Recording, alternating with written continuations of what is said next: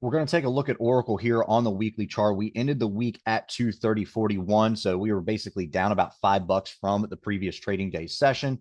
All in all, we have a high in here about 241.44. That is going to be our first resistance in here. We're going to look at that's basically the high that came in on this week. And then our next support is going to be down here at the 217.53. So more or less, we're hitting right in between this level in here. So we're going to see how this next week shakes up, but it looks like the RSI in here needs to be reset. So a little bit of a cool down in here would be helpful for us in here overall. And a nice little pullback would be healthy and it would not hurt us one bit in here.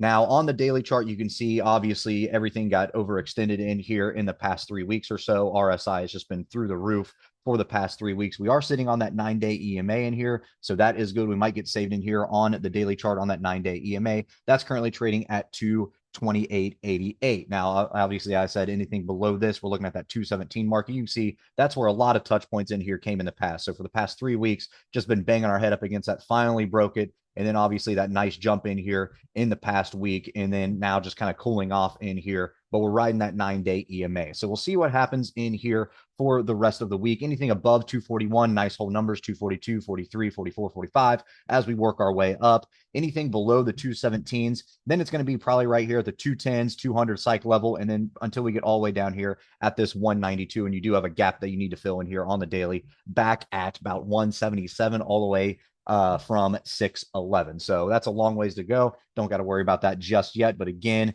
on the daily chart, you can see that we're riding that 9-day EMA. So if this does hold, then we could be heading back up here to the 241s, but we do need a little reset here on our RSIs basically across the board before we can kind of start working our way up higher, because this has been too long for us to have this overbought conditions. But again, the news is the news and the stock is the stock. So we'll see how this chart reacts to all of that.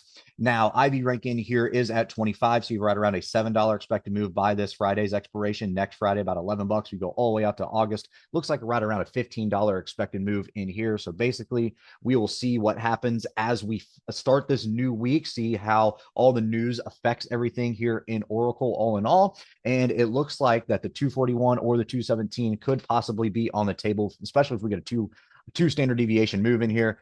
Both of these could be on the table for Friday's end. So we'll see in here what happens as we start this new week. All right, guys, if you like this video, make sure to check us out on all of our social media. We also have a Discord service if you're interested, and you can find all of our socials in the description below.